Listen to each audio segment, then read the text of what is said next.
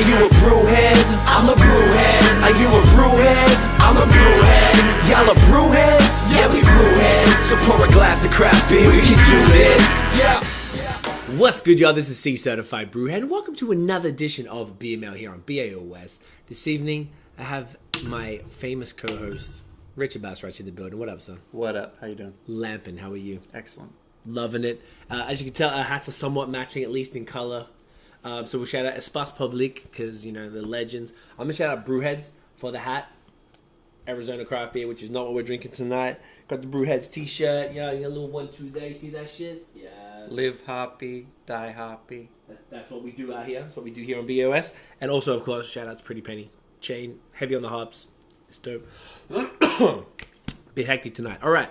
We have a fantastic beer mail from Town Brewery, a good mates out in Whitby, Ontario. Shout out to Tim and Jeff. So, I had to get Rich to come and help me because this is significant. Enough. So, excuse me.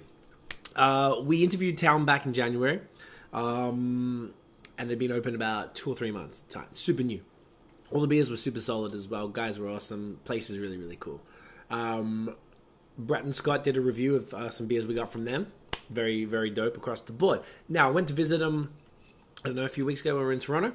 And they very kindly hooked us up with another bunch of beers. There is one missing, Four Corners. I don't know if I drank 2 of them or if I kind of misplaced it, but that was the only one from here. But we actually added a little spice in there to make up for that one. It's a mystery. So, a lot of the beers have changed over time, so we'll get to that as we go. So the first one we're going to deal with is their Double Dry Hop Superfluous Kettle Sour. Cool label there. 5%. Now, have you had many dry hop sours? I have not. No? So, basically, it's just like I'm going to go small pours just in the interest of time. Nice, eh? Nice and hazy. Wicked, smell that. Wicked little tropical nose on there. Ooh. I know, right? Juicy. Super juicy. Such a fantastic beer. So, as the kids say, Get in you. get in.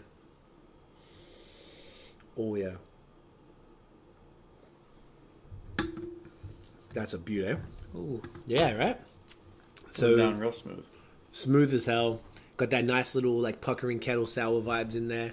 Really cool, tropical, fruity hop vibes. It's very citrusy. Super citrusy, right? Yes, that's a great word. Yeah, man. This is super good. It's just so interesting, right? Because we've said it a bunch of times before. We don't normally interview breweries. Like even tonight, we just did an interview as well with a new brewery, and we tend to not do that because it just seems to be like, let's let them find their footing first. So we did the Town interview, and going back 3 months later, the beers had changed so much and it wasn't like they were like, okay, and then they got really good. Like they were already like super solid across the board, and they just like blew out of the water. So I'm really proud of them. I think it's good really, evolution in such a short time, though. Mm-hmm. It just shows how much they're paying attention to their art and to what they're doing, and they're big fans of like breweries like Bellwoods and stuff, and all the stuff that we like. Tim the brewer is like super into all that. We have exactly the same sort of taste profile, so it's been really cool to see the beers. We're actually going to compare to the old. Actually, still have an old version of one of these other beers and the new one. But just to see the way they're pushing the scene forward. So Whitby, have you been to Whitby? No, but now you do because there's 4 great breweries out there. Normally, it'd be like Whitby. It's kind of like a suburb, a little couple out from Scarborough. Right. So these guys are doing proud. Every time I check into beers from there or like show that I'm there, people like I have a whole bunch of people hit me up like, oh, what? You didn't tell me. Like, there's like passion for these guys. I think it's really dope. It's the Town. Is that a pun? Somewhat failed pun. Yes. Yeah. So this is a really good one. Is this too much of a big pour? If I was doing little pours, I was trying to just go to that line there. Oh, Tiff wants to try it. All right. Yeah. Any other thoughts on this one? It is nice. I like the pink label. Yeah, right? Something about it just makes it tastier. Superfluous. Nice, eh? Nice word as well. Great word. Yeah, I like the series of it. And I like that they're kind of going, this is the type of beer that's not, sorry? There's not super, like, super common. Dry hop sours are, I guess, they're around, but in a place like Whitby where it's, one could argue that there's not that many people who are super like into the beer stuff. They said they get a lot of people coming in there asking for something that tastes like Coors, or they said the number one thing, strange enough, was Rickard's Red. So they don't actually have a red ale, but they have like a nice blonde, and they have a few other things that they point people towards. So their aim is to like really like Convert, and they have the beers for that. But then the beer nerd is completely catered for, because sometimes it's kind of ones where it's like, oh, it's all cool, but it's not totally cool enough. Like if I see a dry hop sour and it tastes like this, I'm like, man, I'm stoked. Solid. Like it's not that common in a place that maybe not more caters towards that, but leans towards that vibe, just because maybe the location or whatever. Right. They might, you would think that maybe they try to cater towards the converting people who are used to drinking macros and have beers that are a little less intense. Yeah, which is kind of the deal. So the next one actually is the superfluous, but the blueberry version. So we actually went there the night before this came out, so they didn't actually have the stickers around, hence the pure silver bullet can. I actually haven't had it since. Tiff and I tried it out of like a little what do you call it, like cut my nails, little pourer thing out the back. Oof, yes, look at a little keg fridge. Look at that. Ooh, You like that, eh? love it. Oh, look at that I color. love blueberries. Isn't blueberry good? And blueberry is such a good fruit for a sour beer. It's not like overkill. Super subtle. Oof, real soft. And it's sort of it doesn't overpower it, like maybe like a raspberry or something else would like really punch you in it. But this is like super chill. And I used it. I forgot what the volume was, but it was a crap ton of blueberries. It was really good. Yeah, and you just have to know it's like subtle. Subtle, right? Yeah. And it excuse me, it continues like that in the thing. So get in, yeah.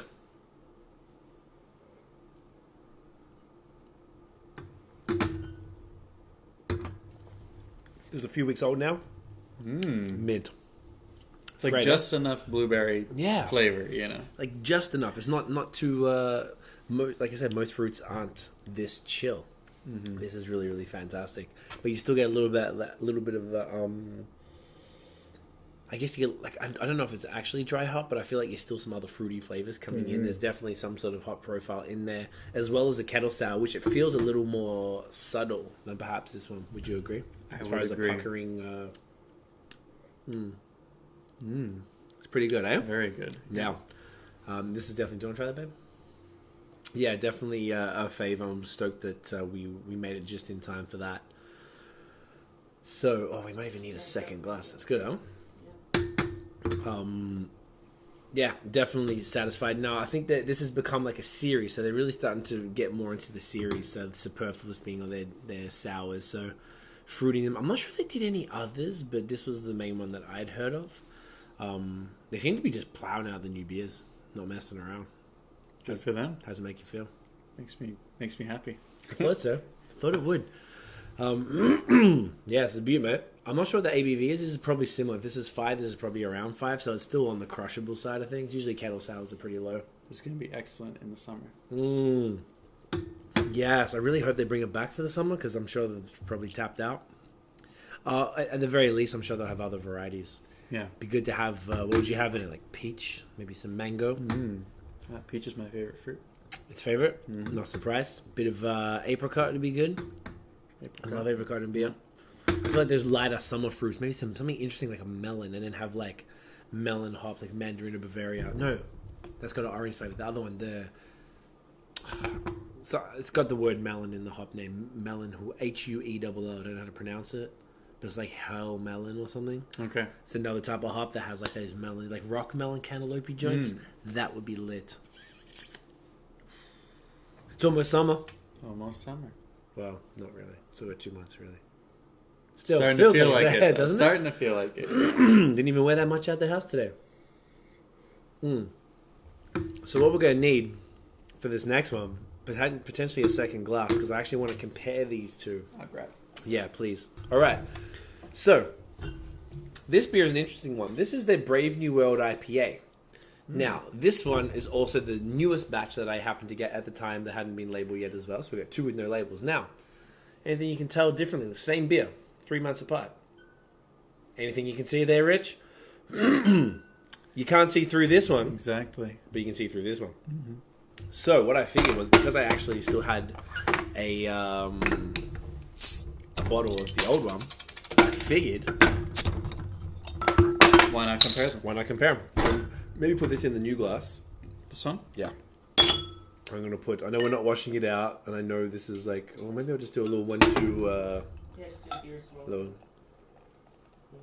We're just doing it on the herd way.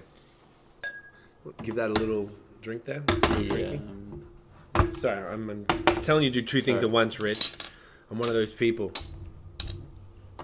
Chuck us a thumbs up if you like Rich's Canadian tuxedo. Right? He's out here. Even the jean hat. Wow, you are Canada. Could you be any more Canadian? I don't know. Dunno, eh? Oh yeah, yeah? All right. Oh, yeah. So... Yeah, that should be good. Let's pour a little 1-2 of these, just for more. It's more of a taste profile comparison. The hazy version versus the original non-hazy version. All right, so let's compare the two. Which should we try first? So we'll try probably the older one. So definitely the newer one's murky, and the new one, the older one, is a little on the. It's slightly opaque, but mostly see-through. Nose. Okay. Completely different, eh? This one definitely has a far stronger smell. Yeah, definitely. So once again, one of them's a few months old, but it was more just like it would be fun to do a bit of a side-by-side. Mm-hmm. So, let's try the old one. Get in. Get in, yeah. Still tastes solid. A little dusty. Fruit probably dropped a bit. Definitely tropical fruity. A little bitter. Slightly bitter. I think it's, what is it? Yeah, try that. So this is the old version. This one is 6.6%. So the new one, I don't know for sure, but it's probably about the same because... Oh, the color is like... completely different, eh? Completely different. So I'm not sure what's up. This, it kind of like reminded me of almost like, you know how like if you have like apple juice that kind of starts to turn a bit. So it doesn't feel like the beer is turning. It looks like that. It didn't look like that fresh from the tap. So potentially sometimes it can get too much oxygen in the bottles, or there's not enough... Is it CO2? I think it's CO2 that kind of... There's something you blast in the bottles when just before you cap them that kind of keeps it. Right. So I'm not sure what's up with that. Could be that. So let's try the new version.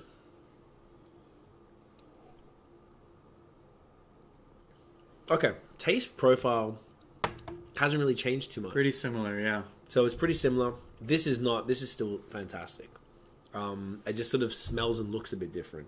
It was brighter before. It's got like a brownie tinge to it that didn't have. But the taste is pretty similar, but it's like juicier. Would you concur? Yeah. Even a little more bitter, I think, than the other one. Yes, but it wasn't when it was super fresh on tap. Right. But interestingly enough, they just started canning it, which is dope. I think that's definitely the move. I always prefer cans over bottles. Easier to transport, not as noisy, lighter, easy to store in the fridge. I can pile them top by top in the bottom of the fridge there. Whereas the bottles, you kind of got to like push so you don't get as much. Right. Just convenience. Convenience all around. I don't know why. Are you a can or a bottle guy? I like the bottle. I like the way they look. And I think they look way more cool. Okay. Way more fly. All right. So these are pretty cool. Do you have a favorite from the old versus the new? Not really, no. No? No, I think they taste too similar for me. Ooh. Yeah. I definitely like the new more. I like that they've hazed it up, changed the processes a bit, made it fruitier, a bit hoppier. It's definitely appeals to more my flavor. I don't think that this particular bottle accurately represents what the beer tastes like when it was fresh on tap, even though it's only a couple of weeks old in the bottle. Fair. But the old one still, like, that's actually like a really good point that, the old one held up so well. Yeah. I actually don't know. It was probably bottled in December. Really, oh my gosh. If I'm serious about it, I know, right? because we interviewed them on January 2nd. Mm. And that's when we got that bottle. So I would assume that it would have been bottled prior to New Year's, being that I'm sure they weren't going hard on New Year's Day. Right. Bottling, I don't right? imagine so. I don't think that was really what was going down. So like, there's probably from late December, and to hold up that, like, that really speaks volumes about the still quality of the beer. delicious, All right, we'll wrap this one up so we can keep that there, and we can move on to the next. This one's a great one. This next one too. This is their newest double IPA, Planet Caravan. Ooh, Nice label. I like the label a Summer lot. Sky. I was gonna say, yeah. Summer Sky. So all as you notice as well, like, what am I doing? That's probably why I'm not holding enough. A lot of their beers are very much on the hazy tip now, because that's what they're, as, oh, look at that bright color. See, that's what I'm talking about. It's sort of just what they're into, like Jeff and Tim are into. They just like drinking these styles of beers, and it works well across the board. I can dig it. It's like, adding the haze to all of their profile just really seems to work. So, all right, smells hoppy, looks great. Get in ya.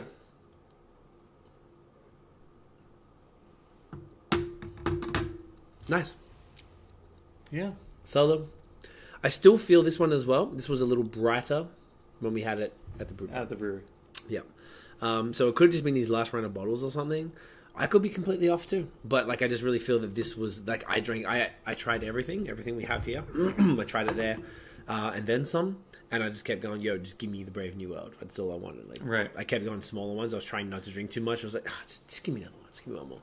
Don't kid yourself. No, exactly. I should have just got a fucking full pint. But yeah, this one is fantastic as well. Like a super solid 8% double IPA.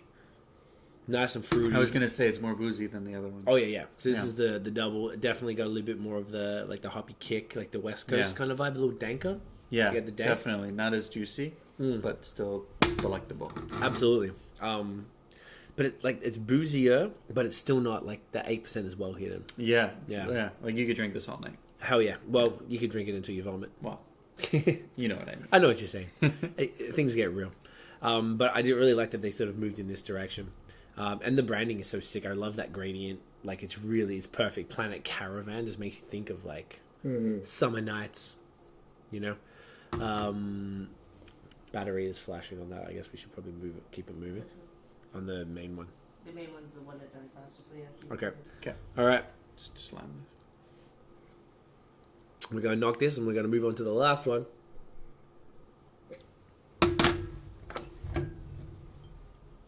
Breakfast at Timothy's. Timothy being the brewer. This is a 4.5% breakfast stout.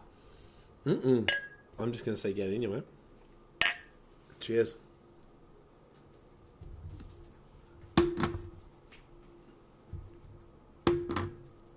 It's great. I'm really burpy right now. Super dry, which I love. Creamy, roasty, creamy. chocolatey, not too bitter. Hence a breakfast stout. You could drink this at breakfast. And you should. Like, it's not overly thick. Really nicely balanced. That is super fire. So, guys, definitely go check out Town online. All their beers are fire. Go visit them at Whitby. Rich, where can they find you online? King.Richard2Ds. On Instagram. Instagram. And bassrashfilms.com, Oh, yeah. of course. RichardBassRashFilms.com. Come on now. Of course, that's what it is. Boom. Put in the description. If you enjoyed the episode, give us a big fat thumbs up. Hit subscribe below. Hit the notification bell so you know what's popping. Follow us on social media at BAOS Podcast. And check out the long form audio so you can hear people talk for 2 hours about beer. It's fantastic. Hit us up, subscribe, review, rate all that shit. That is it, y'all. Thank you for watching. We'll see you in the next video. And, of course, get it in ya!